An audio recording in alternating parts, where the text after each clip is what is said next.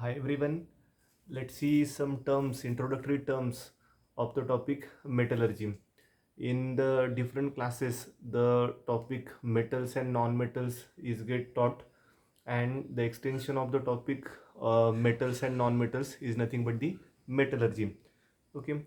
So, what are the some important terms about the topic metallurgy that I'm going to discuss here? First of all, here name of the topic is metallurgy, and which terms we are going to discuss now. First one, what is the definition of metallurgy, what is the meaning of metallurgy. Again, next one, what are the branches of metallurgy. So what is the meaning of pyrometallurgy, then hydrometallurgy, and next one is the electrometallurgy. These are the branches of metallurgy. So definitions and brief discussion of these branches will do. Beside this, what is the meaning of mineral, what is the meaning of ore, and what are the types of the ores. Okay, then what is the meaning of gangue or matrix. I hope it's significant in the current video, means these terms, their discussion is significant. So let's begin. First of all, what is the meaning of metallurgy, or what's the metallurgy is?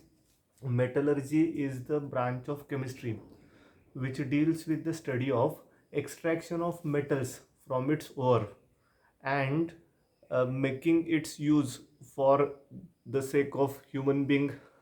Okay, so obtaining metal from the earth crust, obtaining the ore from the earth crust and getting the metal from the ore and making its proper use. So this is about the definition of metallurgy. Then next one, what are the branches of metallurgy? I hope you understood. In the definition of metallurgy, there are the two parts: extraction of metal from the ore, and second one, use of the metal for the certain specific purposes.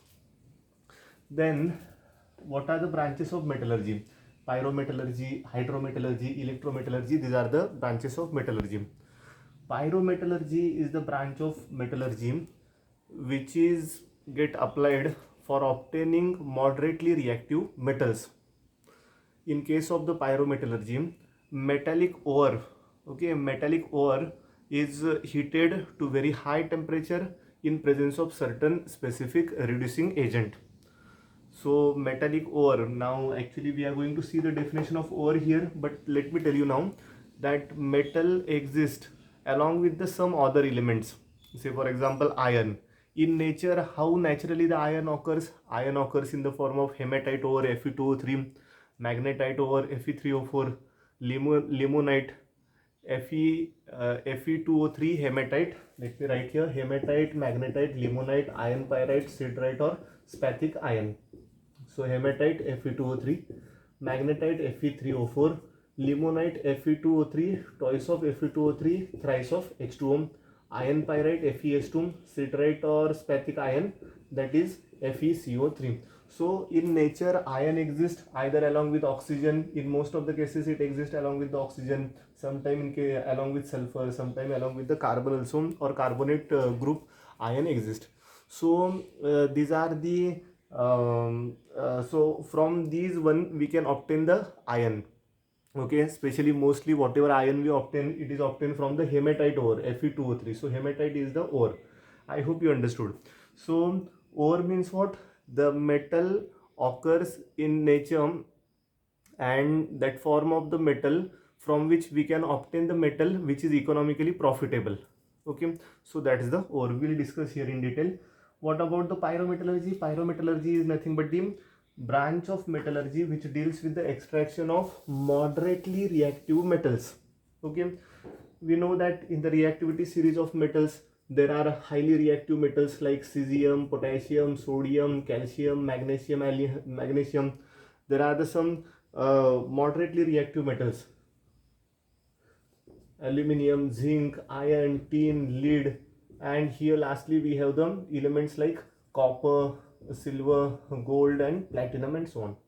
So highly reactive metals See, we can't make a stamp or any metal directly. This is highly reactive. This, okay, in broad classification we can do, but here in general, those which are at the top of the reactivity series, these are the highly reactive metals.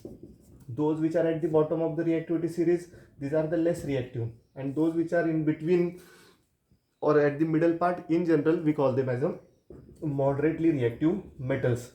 So for obtaining moderately reactive metal from the corresponding ore, we use the method that is the pyrometallurgy. Okay, especially zinc, iron, tin, lead.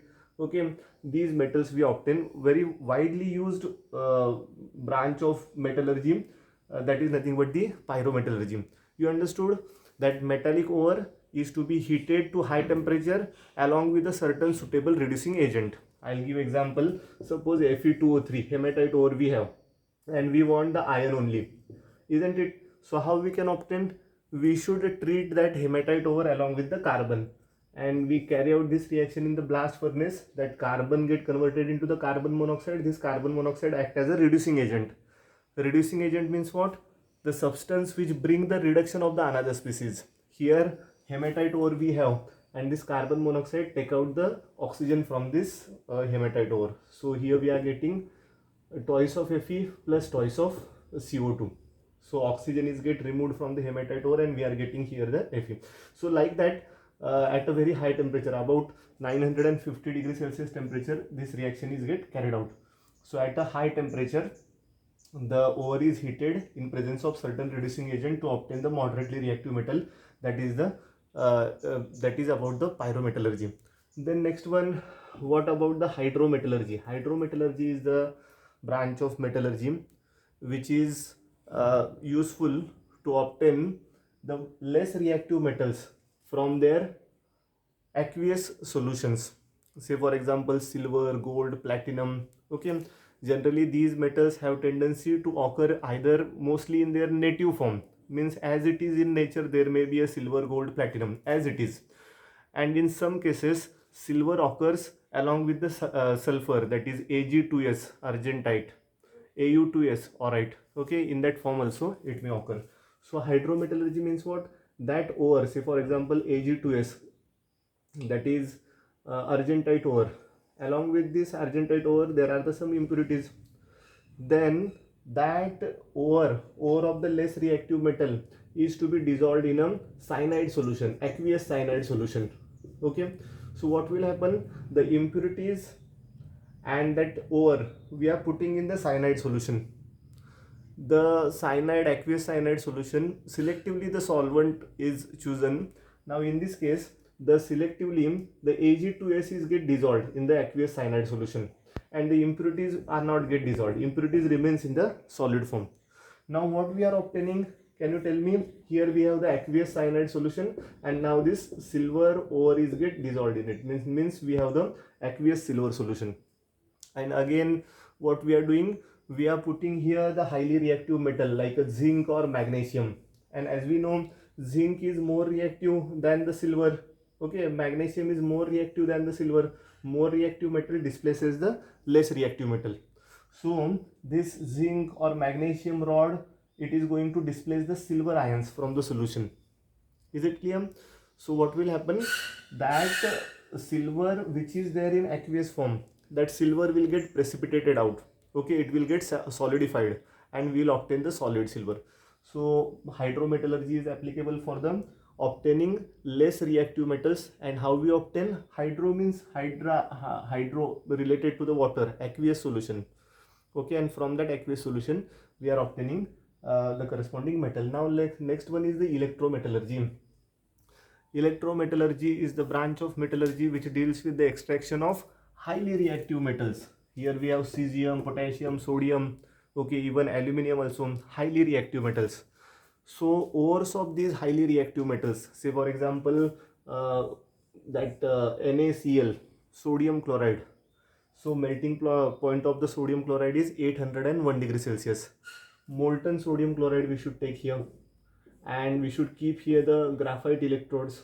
And if we pass electricity, okay, here there is a key, here there is a battery, and like that we have made here the electrolytic cell, means we are providing the electricity to this molten sodium chloride. What we took here, molten sodium chloride, that is the ore of the sodium. One example I took. So when we press the key, the flow of electric charge starts to flow, and here the molten sodium chloride, now we have the Na plus and Cl minus ions in it, and these positive ions, we call them as the cations, migrate towards the negative electrode. Are you getting here? Negative pole of battery is connected to this negative electrode, positive pole of battery is connected to the positive electrode, and these Na plus ions migrate towards the negative electrode.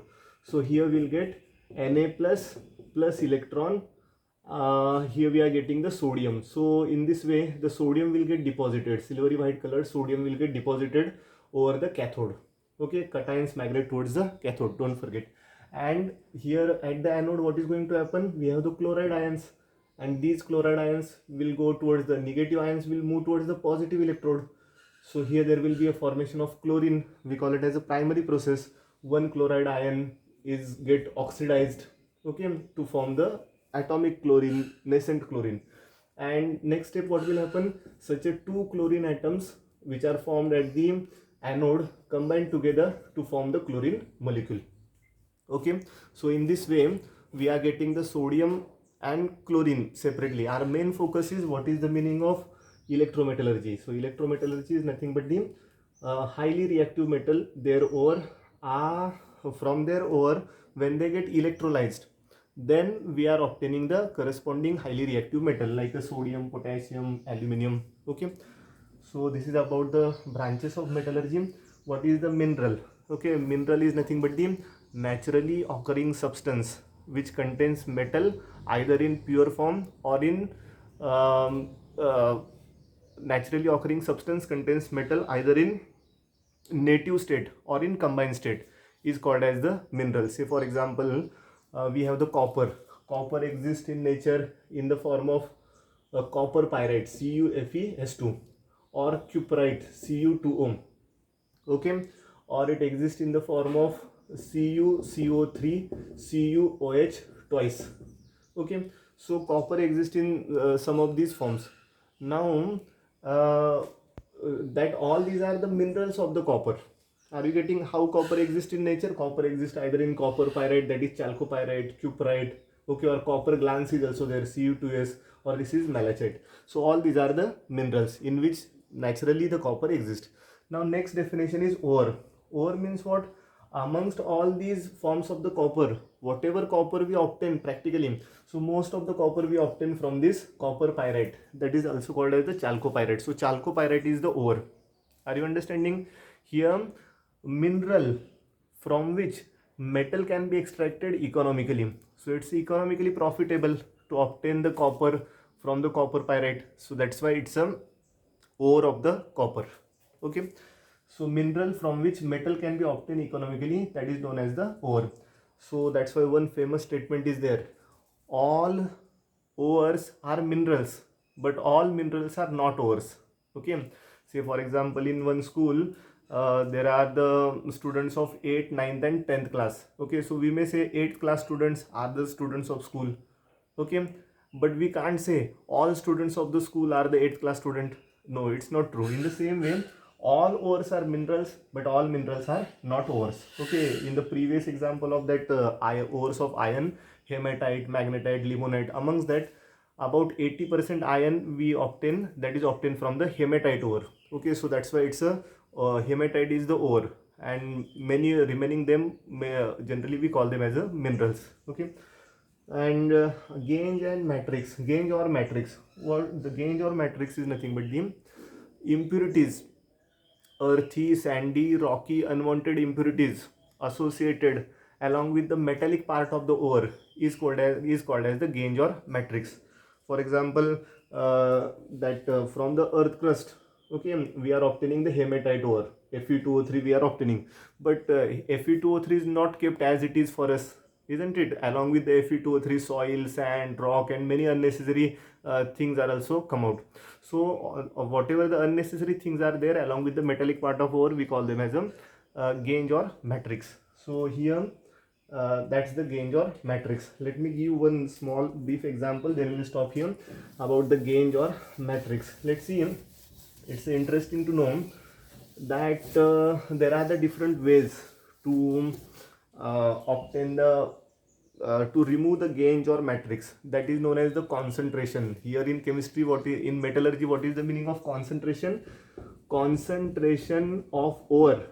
That concentration is nothing but the process of removal of impurities and increasing the metallic percentage of the ore. That is nothing but the concentration. Say for example, certain ore we have Fe2O3, and here there are some impurities. So as we remove these impurities, what is going to happen? The metallic percentage, part of metallic percentage is going to increase. So this process is known as the concentration. Now I want to tell you about the gangue or matrix, its removal. Hematite ore Fe2O3 we have, along with the Fe2O3 there are the impurities generally come out, and that is nothing but the silica, SiO2. And this silica impurity, so as to remove the silica impurity, we use the chemical lime, CaO. Here I'll write, I'm talking about the hematite ore. So SiO2 is the impurity, that is gangue or matrix. Okay, it's a impurity. And this is the CaO, lime, that is nothing but the, here we call it as a flux. Okay, the chemical which is used to remove the impurity, that is known as the flux. And when gangue and flux combine together, there will be a formation of CaSiO3, calcium silicate, that is nothing but the slag. Now let's see the example of the copper pyrite, CuFeS2. Okay, in case of the copper pyrite, chalcopyrite, the impurity is FeO, iron oxide is impurity. Okay, I'll write here the iron oxide is a gangue or flux. So as to remove the iron oxide, what we should use? We should use the silica, SiO2. Okay, that is the flux here. And here we are getting FeSiO3 as a slag. Okay, so I hope it is clear. Impurities, gangue or matrix. So as to remove the impurities, chemical is used, that is flux, and gangue and flux combine to form the slag. If metallic oxides are basic na here, so when the impurities are acidic, okay, so basic flux is used. And if the metallic oxides are basic, correct, so metallic oxides are basic means if the impurities, gangue or matrix is basic in nature, what we should do? We should use the acidic flux. Okay, yeah, bye, thank you.